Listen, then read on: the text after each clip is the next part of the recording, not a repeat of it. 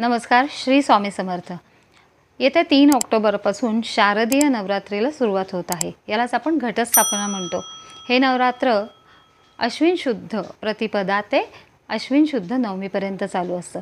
या नवरात्रामध्ये देवीसाठी आपण वेगवेगळ्या प्रकारे तिची आराधना करतो। तिला प्रसन्न करण्यासाठी वेगवेगळे साधना करत असतो आणि उपास करत असतो। बरंच काही या नवरात्रात करतो। सगळ्यात महत्त्वाचं ह्या नवरात्रामध्ये ते म्हणजे घटस्थापना। घट आपल्याकडे काही जणांकडे असतात आणि ह्या 9 दिवसात काही ठिकाणी घट बसवले जातात तर काही ठिकाणी नंदादीप असतो।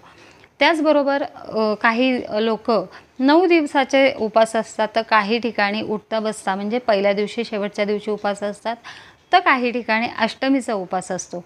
तर अशा वेगवेगळ्या प्रकार आहेत, वेगवेगळ्या पद्धती आहेत आणि त्यानुसार आपण त्या पार पडत असतो। तर आता घट म्हणजे काय किंवा नवरात्र ह्याला का म्हणतात ते मी तुम्हाला सांगते। आता घट म्हणजे तुम्हाला माहिती आहे की आपण जेव्हा तांब्याचा कलश घेतो आणि त्याच्यात पाणी टाकतो, त्याच्यावर विड्याची पानं ठेवून नारळ बसवलेला असतो। तर हे जे पाणी असतं ह्या पाण्यामध्ये आद्यशक्ती एकदम सगळीकडनं आकृष्ट झालेली असते आणि ती त्याचं जे तत्व आहे ह्या घटामधल्या पाण्यामध्ये ते उतरतं आणि ह्या तत्वांच्या ज्या लहरी आहेत त्या लहरींमुळे खाली जे आपण सप्तधान्य टाकलेलं असतं तर ते उगवतं। तर असे हे घट आपण मानतो। तर हे आद्यशक्ती म्हणजे काय तर तमोगुण जे आहे ती महाकाली, रजोगुण आहे ती महालक्ष्मी आणि सत्वगुणी जे आहे ती महासरस्वती। तर पहिल्या 3 रात्री ज्या असतात तर ह्या आपण तत्वगुण कमी करण्यासाठी महाकालीची आराधना केली जाते। दुसऱ्या 3 रात्री ज्या असतात त्या रजोगुणी महालक्ष्मी जी आहे तिच्यासाठी असतात, तिची आराधना आपण उपासना आराधना करतो।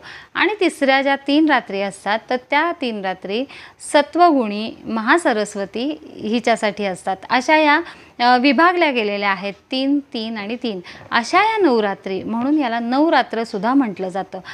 त्याचबरोबर ह्या दिवसांमध्ये देवीचं जे तत्व आहे तर ते कैक पटीने म्हणजे जवळजवळ 1000 पटींनी वाढलेलं असतं।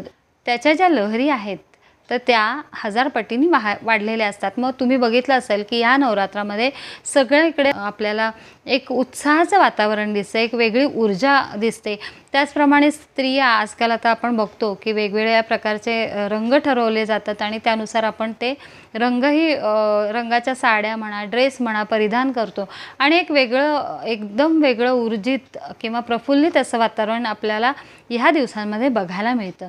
तर अशा या नवरात्रीमध्ये देवीची उपासना केली जाते आणि मग त्या उपासनेमध्ये जसं की मालाबंध येतं, हे जे आपण घट बसवतो तर बऱ्याच ठिकाणी मालाबंध पण असतं। पहिल्या दिवशी नागवेलीची पानं म्हणजे आपण विड्याचं पान ज्याला म्हणतो तर त्याची माळ घालतात। दुसऱ्या दिवशी तिसऱ्या दिवशी फुलांची असते, कारळाची असतात, मग त्याच्यात शेवंतीची फुलं असतात किंवा झेंडूची फुलं असतात, वेगवेगळ्या प्रकारची माळासुद्धा घातल्या जातात। तर अशा प्रकारे हे नवरात्र आपण साजरी करतो। ह्या नवरात्रीमध्ये बऱ्याच ठिकाणी गरबा खेळला जातो, त्याचबरोबर अष्टमीला घागरी फुंकल्या जातात। तर असं बरेच वेगवेगळे प्रकार याच्यात आपल्याला बघायला मिळतात। तर अशा प्रकारे ह्याला नवरात्र आणि घटस्थापना म्हटलं जातं। चला तर मग आजचा विषय मी इथंच थांबवते। ह्या 9 दिवसांमध्ये अजून काय काय केलं पाहिजे, आपण काय करू शकतो हे मी तुम्हाला माझ्या पुढच्या व्हिडिओमध्ये सांगणार आहे। परत भेटू नवरात्रीच्याच विषयावर। तोपर्यंत धन्यवाद। स्वामी ओम। या चॅनलवर जर कोणी नवीन असेल तर नक्की चॅनल सबस्क्राईब करा आणि जास्तीत जास्त लाईक शेअर करा। धन्यवाद। स्वामी ओम।